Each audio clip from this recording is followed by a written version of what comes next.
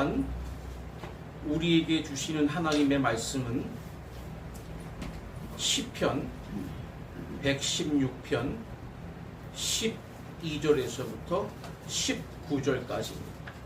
제가 받들어 읽겠습니다. 내게 주신 모든 은혜를 내가 여호와께 무엇으로 보답할까? 내가 구원의 잔을 들고 여호와의 이름을 부르며 여호와의 모든 백성 앞에서 나는 나의 소원을 여호와께 갚으리로다. 그의 경건한 자들의 죽음은 여호와께서 보시기에 귀중한 것이로다. 여호와여, 나는 진실로 주의 종이요 주의 여종의 아들 곧 주의 종이라. 주께서 나의 결박을 푸셨나이다. 내가 주께 감사제를 드리고 여호와의 이름을 부르리이다. 내가 여호와께 소원한 것을 그의 모든 백성이 보는 앞에서 내가 지키리로다. 예루살렘아, 내 한가운데에서 곧 여호와의 성전 뜰에서 지키리로다. 할렐루야. 아멘.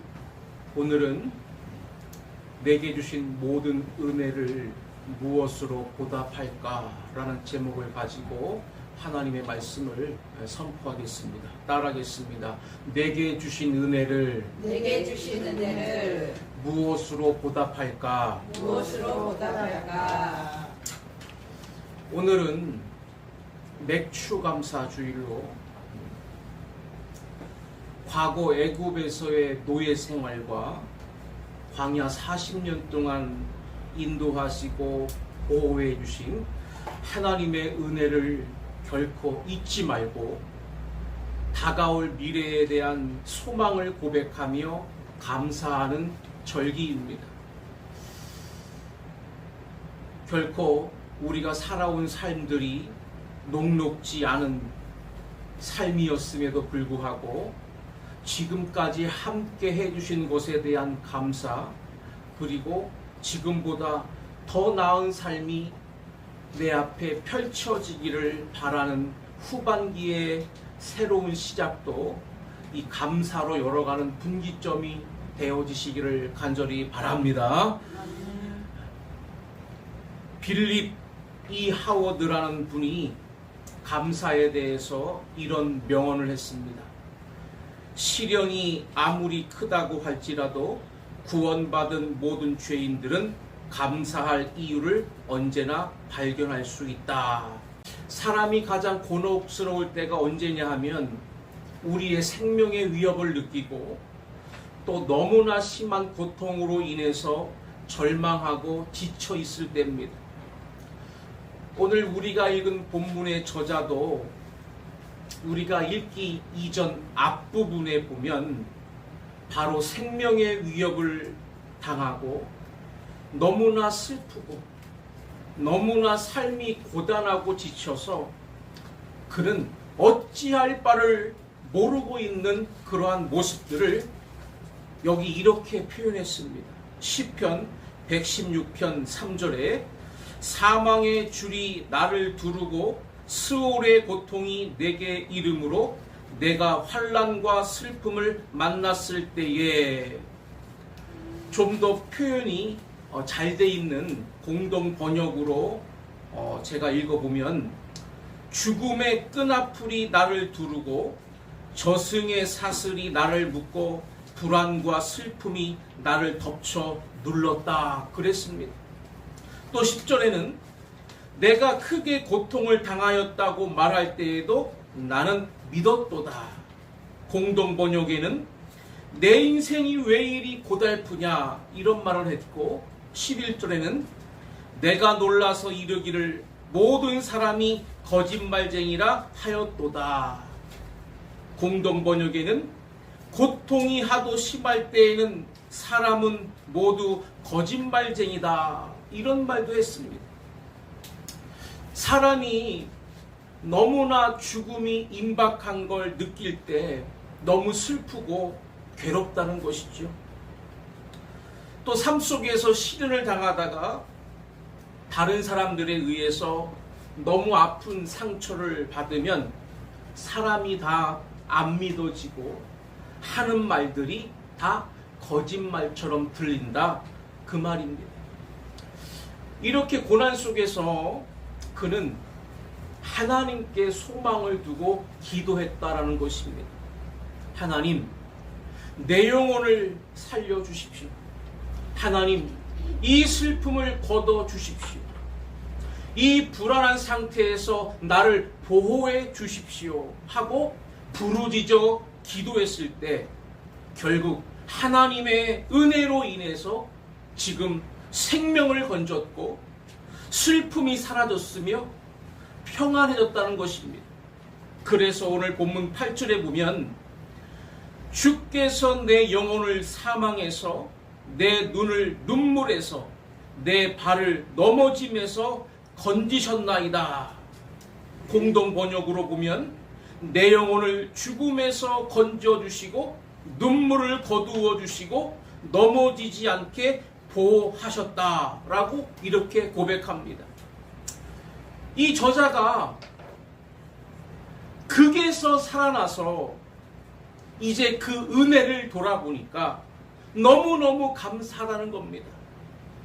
그래서 그는 하나님이 주신 은혜에 대해서 앞으로 내가 어떻게 감사하는 삶을 살면 될까 하고 나름대로 정리한 것을 여기에 고백하면서 나는 앞으로 이렇게 감사하며 살겠다라고 지금 말하고 있습니다. 이것이야말로 우리들의 삶에 아주 귀한 이정표가 될 수 있는 신앙의 비결인 줄로 믿으시기를 바랍니다.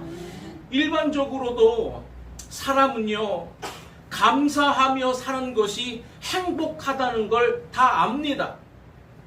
하지만 우리 그리스도인들은 여기에다가 신앙의 고백이 곁들인 감사의 삶, 이거야말로 우리에게는 최상의 삶이고 하나님께는 가장 크게 영광 돌리는 복된 삶인 줄로 믿으시기를 바랍니다. 오늘 본문의 저자가 고백한 대로 저와 여러분도 이 세 가지의 감사를 결심하는 오늘 귀한 은혜의 시간 되어지시기를 간절히 소원합니다. 오늘 맥주 감사 주일을 우리가 지키고 있는데 오늘 큰 은혜가 저와 여러분들에게 부어지기를 소망하면서 세 가지로 말씀을 상고합니다. 첫 번째는 13절과 14절에 보면 감사의 기도를 먼저 올려야 된다 하는 걸 깨닫습니다. 따라하겠습니다. 감사의 기도를 먼저 올려야 된다. 감사의 기도를 먼저 올려야 된다. 우리 13절을 우리 한번 같이 읽겠습니다. 시작. 내가 구원의 잔을 들고 여호와의 이름을 부르며. 아멘. 구원의 잔이라고 표현을 했어요. 여러분, 사람이 죽음의 과정을 한번 겪고 너무나 슬픔의 바다에 빠졌다가 회복이 되고 그리고 삶 속에서 너무나 큰 고통과 그러한 번민에 빠졌다가 다시 회복된 사람이 그 은혜를 기억하면서 내가 이 구원의 잔을 들고 하나님 이름을 부르겠다 하는 그 순간은 얼마나 기쁘고 감사하며 하나님의 그 축복이 느껴지는 순간입니까? 바로 우리는 사람 간에도 내가 너무 어려웠을 때에 누군가가 나를 크게 도와주면 잊을 수가 없습니다. 그분 생각하면 늘 감사하는 마음이 늘 올라옵니다. 마찬가지로 우리가 하나님 앞에 부르짖어서 이렇게 응답을 받았다면 응당 하나님 감사합니다 라고 하는 기도가 저절로 나와야 될 줄로 믿습니다. 그런데 우리 입에 너무나 감사가 메말라 있다는 것입니다. 하나님이 주시는 은혜로 우리는 분명히 살아가고 있는데 시간이 지나고 나면 다 내가 잘나서 잘한 것 같고 좀 뭐가 부족한 거는 다 하나님이 안 주셔서 안 된 것처럼 불평불만에 쌓여서 사는 것을 우리가 고백하지 않을 수 없다, 이 말입니다. 우리는 은혜를 기억하고 하나님, 이 일도 감사하고 저 일도 감사하고 어제도 감사하고 오늘도 감사하고 이렇게 감사의 기도가 끊이지 않는 것이 정상적인 신앙생활이라는 것을 꼭 기억하시기를 바랍니다. 신명기 8장 10절에 보니까 내가 먹어서 배부르고 내 하나님 여호와께서 옥토를 내게 주셨으므로 말미암아 그를 찬송하리라 그랬습니다. 우리의 삶의 조건을 보고 그 속에서 감사의 조건이 발견되는 대로 하나님께 감사하고 찬송하라고 이렇게 말씀했습니다. 그런데 더 좋은 신앙은 뭐냐? 감사의 조건이 없어도 감사하라는 것입니다.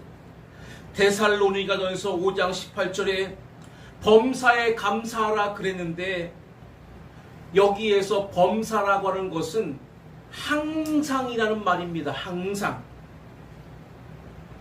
우리의 삶이, 우리의 생활이 늘 좋지만은 않잖아요. 안 그렇습니까?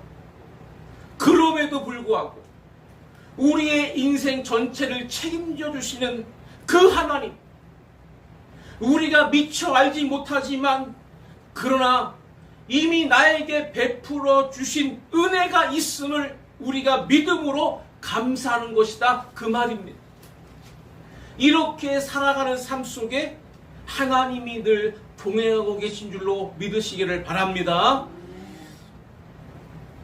이렇게 감사 기도의 가장 모범자들을 우리가 성경에서 찾아보면 구약에서 한 사람, 신약에서 한 사람을 대표적으로 들 수가 있는데, 구약에서 이 감사 기도의 가장 훌륭한 모범자가 누구냐면 바로 다니엘입니다.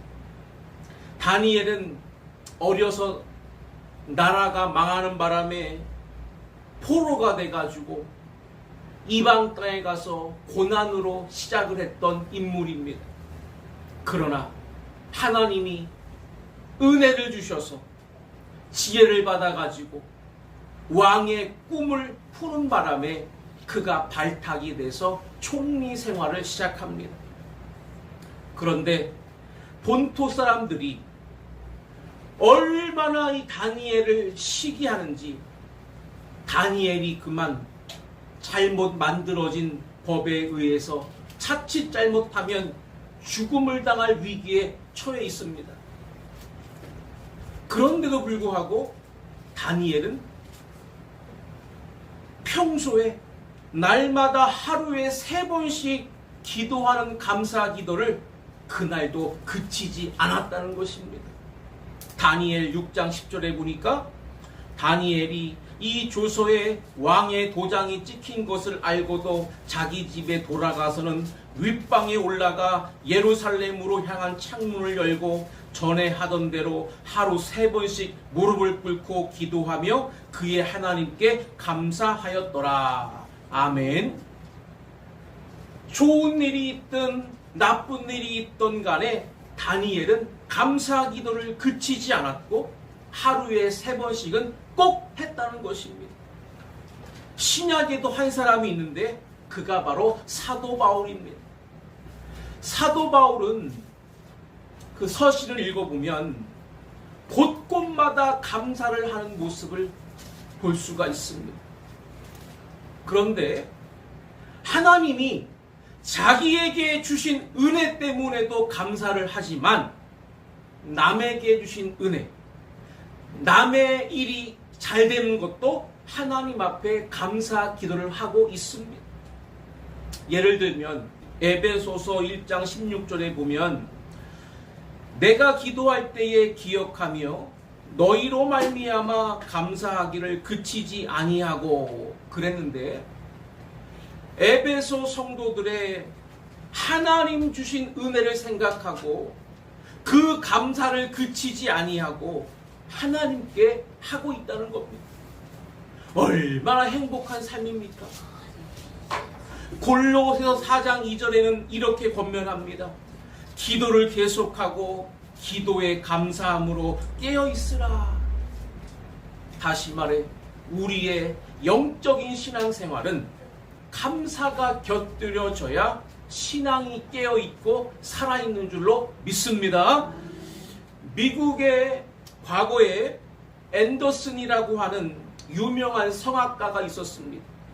그런데 그가 어느 정도로 훌륭했는가 하면 100년에 한 사람 나올까 말까 한 성악가라고 평가를 받았습니다. 근데 그가 흑인이고 그의 부모는 노예였습니다. 그런데 그가 훌륭한 성악가가 돼가지고 일평생 하나님을 찬양하고 수없이 많은 사람들에게 아름다운 노래를 들려주면서 살았는데 그의 자서전에 이렇게 고백을 했어요. 나는 노예밖에 될 수가 없었던 사람인데 하나님께서 이렇게 좋은 목소리를 주셔서 내 평생 하나님 찬양하고 마음껏 사람들에게 노래를 부르며 살게 하신 것이 너무나 행복하고 나는 하나님께 감사한다. 여러분, 그 좋은 목소리로 일평생 감사하는 마음으로 노래를 불렀으니 얼마나 행복했겠습니까? 그는 여러 대통령의 취임식 때마다 단골 손님이 돼가지고 애국가를 불렀던 사람입니다. 이렇게 감사하며 사는 사람이 있는 반면 반대로 늘 불평이 먼저 나오고 이런저런 조건을 늘 불평으로 찾는 사람들이 있습니다. 이런 우화가 있어요. 어느 정원 한편에 장미가 예쁘게 하나 펴 있습니다. 근데 이 장미는 자기가 서 있는 곳이 영 마음에 들지가 않는 거예요. 보통 장미는 한가운데 장미를 심지는 않잖아요. 그죠? 뭐 울타리 옆에다가 심든지 뭐 그렇게 해서 그 장미가 이제 쭉 꽃이 펴서 올라오면 얼마나 아름다워요. 저도 고향에 살던 때 집에 담벼락에 장미가 그렇게 많이 심어 있어가지고 저희 집 동네를 지나가는 사람들이 하는 말이 어머, 이 집은 어떻게 모든 담벼락을 장미로 이렇게 뒤덮었다고, 얼마나 아름다운지 모르겠다고 그러면서 장미 예쁜 거 한 송이 두 송이 막 꺾어가고 막 그랬습니다. 자기는 지금 한쪽 구석에 서 있는 게 싫다는 거예요. 그래가지고 주인에게 불평했습니다. 밤이면 춥고 어둡고 나는 이 구석이 싫은데 주인님, 나를 거실로 좀 옮겨 주십시오. 그래가지고 화분에다가 옮겨가지고 주인이 거실에다가 딱 갖다가 놓았습니다. 그랬더니 며칠 지나서 하는 말이, 아니 밖에 있을 때는 나비도 찾아오고 벌레들도 찾아와서 나의 친구가 되어줬는데 거실에 덩그러니 혼자 있으니까 재미가 없다는 거예요. 나를 다시 창가 쪽으로 좀 옮겨달라고 또 주인에게 불평했습니다. 주인이 또 그 말을 듣고 이제 화분을 창가에다가 옮겨줬어요. 그랬더니 또 며칠 있다가 하는 말이, 고양이가 자꾸 왔다 갔다 해가지고 나를 귀찮게 해서 나 여기 도저히 못 있겠습니다. 주인님, 안방으로 옮겨주십시오. 그러더라는 거예요. 그 주인이 할 수 없이 이제 밑둥을 잘라가지고 물을 담은 화병에다가 꽂아서 안방에다가 딱 모셔놨어요. 그랬더니 안방에 간 지 며칠 만에 하는 말이 뭐냐 하면, 저는 방 안에서 너무 답답해서 못 있겠습니다. 옛날 그 화단으로 다시 가고 싶습니다. 그러더라는 거예요. 근데 갈 수가 있어요? 못 가지요. 이미 기회는 늦었어요. 왜? 이미 밑둥을 잘라서 뿌리가 없는데 어디다가 땅에다가 심을 수 있겠습니까? 그런데도 해달라는 거예요. 그래서 할 수 없이 꽂아 주었더니 며칠 있다가 말라서 죽어버렸다는 것입니다. 이렇게 사는 인생이 있다는 거예요. 애초에 하나님께서 알아서 좋은 곳에 우리를 심어 주셨어도 그것이 내게 마땅치 않아 이리저리 불평하고 임의로 옮겨 살려고 하다가 결국 실패하고 마는 인생들이 되면 안 될 줄로 믿습니다. 그래서 우리는 계속 기도하고 기도에 감사함으로 깨어있는 삶이 필요하다 그 말입니다. 꼭 깨달으시기를 바랍니다. 두 번째는 오늘 본문에 또 감사의 원리를 15절과 16절에 이렇게 말씀하는데요. 감사하는 삶을 살아야 된다라고 말합니다. 따라하겠습니다. 감사하는 삶을 살아야 된다. 감사하는 삶을 살아야 된다. 감사는요, 하루 이틀 하는 게 아닙니다. 한두 번 하는 게 아니에요. 우리 일생을 감사의 삶으로 계속 진행해야 된다는 것입니다. 15절과 16절을 우리 다 같이 한번 읽겠습니다. 시작. 그의 경건한 자들의 죽음은 여호와께서 보시기에 귀중한 것이로다. 여호와여, 나는 진실로 주의 종이요 주의 여종의 아들 곧 주의 종이라. 주께서 나의 결박을 푸셨나이다. 아멘. 그는 정말로 죽음의 이 결박과 이 고통과 이 슬픔에서 하나님이 도와주셔서 풀려지는 체험을 한 후에 뭐라고 결단하고 있냐면, 나는 이제 하나님 앞에서 죽도록 충성하겠습니다 라고 결단을 했어요. 그래서 내가 이렇게 충성을 다하고 마지막에 죽는다면 하나님이 나의 죽음을 아주 귀중하게 봐주시고 여겨주실 것이다. 이렇게 고백한 겁니다. 이 말은 뭐예요? 내 평생 하나님 앞에 감사하면서 헌신하는 삶을 살겠다는 겁니다. 여러분, 헌신이 무엇입니까? 우리가 할 수 있는 감사의 최선이 헌신이에요. 헌신은 의무로, 명예로 하는 게 아닙니다. 헌신은 취미가 아닙니다.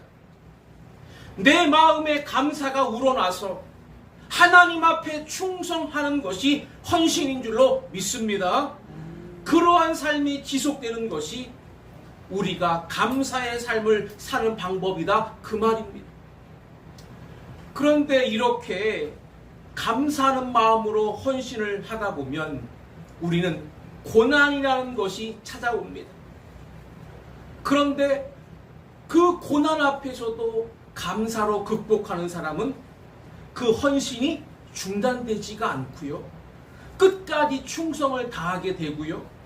그 감사가 더 강한 사람은 그 헌신 속에서도 순교까지도 감당할 수 있는 힘이 생긴다 그 말입니다. 계시록 2장 10절에 너는 장차 받을 고난을 두려워하지 말라.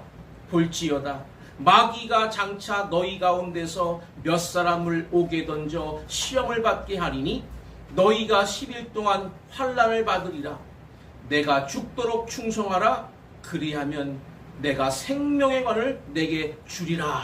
그랬는데 하나님은 우리에게 죽음을 강요하거나 우리에게 의무를 강요하지 않습니다.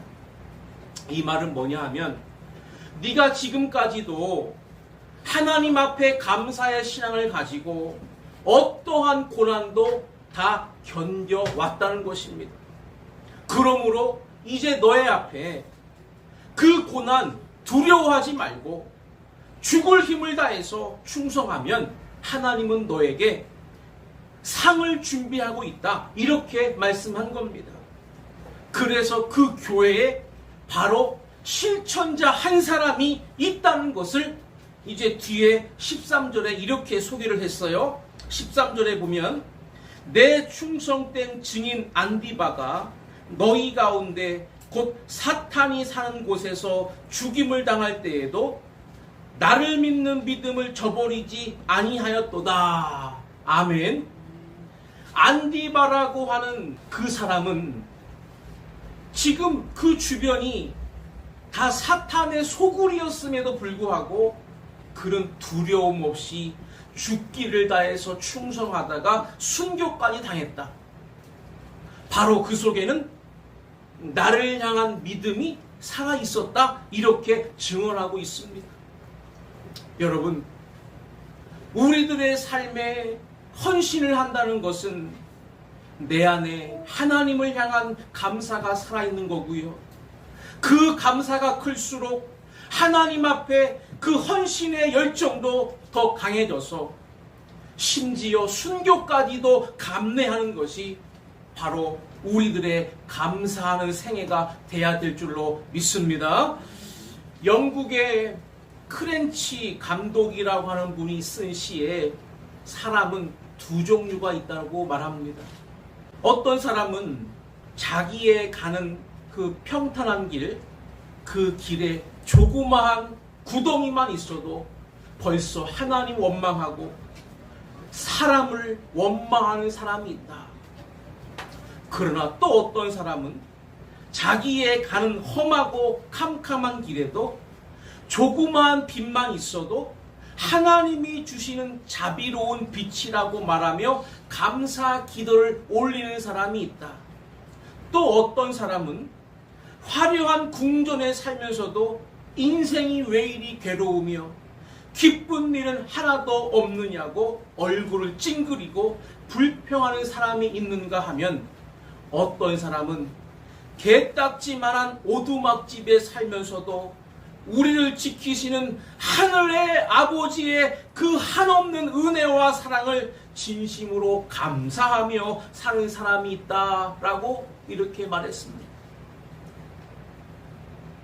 똑같은 상황에서도 우리의 마음이 어떠한 방향으로 기울어져 있느냐에 따라서 이렇게 인생은 천차만별로 살고 있다는 것입니다.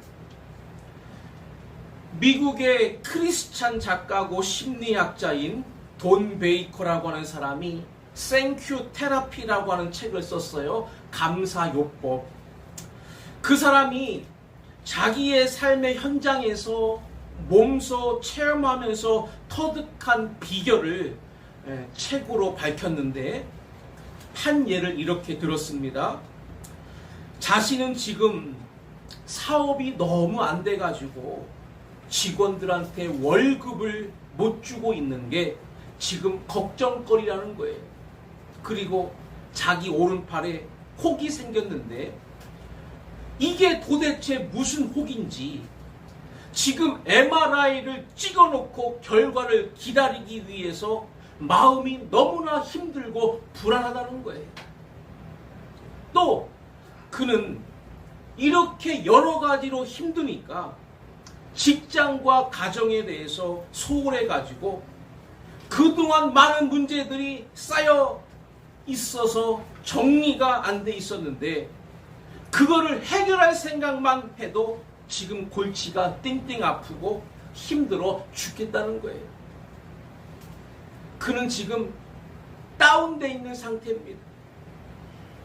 그는 이러한 고통의 삶이 연속되면서 자기도 모르게 이제는 관절도 아프고 손바닥에 땀이 나고 호흡곤란이 일어나고 소화불량이 생기고 위경련이 생기고 우울증이 유발하고 있는, 점차로 자기가 무너져가고 있다는 것을 느꼈다는 거예요.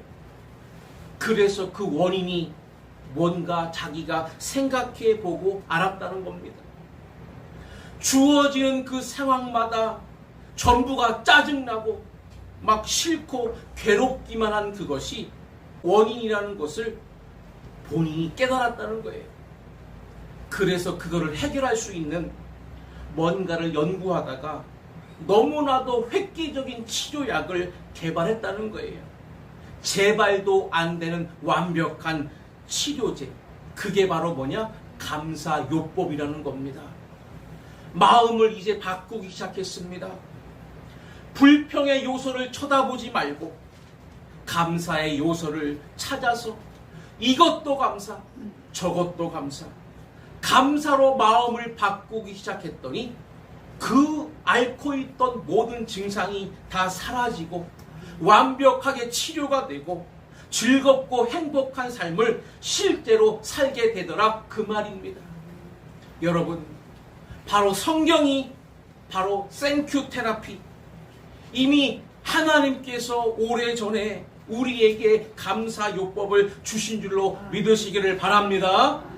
마지막 세 번째는 17절에서부터 19절에 보면 감사의 표현을 드리는 삶이 필요하다라고 이렇게 말씀합니다. 따라하겠습니다. 감사의 표현을 드리는 삶이 필요하다. 감사의 표현을 드리는 삶이 필요하다. 감사에는요, 표현이 필요하다는 거예요. 오늘 본문 17절과 18절에 그렇게 말합니다. 내가 주께 감사대를 드리고 여호와의 이름을 부르리이다. 내가 여호와께 서원한 것을 그의 모든 백성이 보는 앞에서 내가 지키리로다. 이렇게 고백하는데, 이게 무슨 말인가 하면, 이 사람이 너무나 위급한 상황에서 죽을 것 같았을 때, 너무 슬퍼서, 너무 고통스러워서 절망했을 때, 마지막 희망을 하나님께 두고 기도할 때 이렇게 기도했다는 거예요. 하나님, 저를 살려주십시오.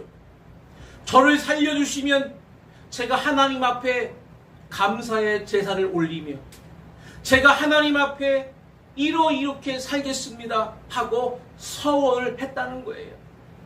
근데로 정말 하나님이 자기의 모든 문제를 해결해 주셨기에 이제는 자기가 그 서원을 지킬 차례가 됐다고 이렇게 말을 하더라는 겁니다.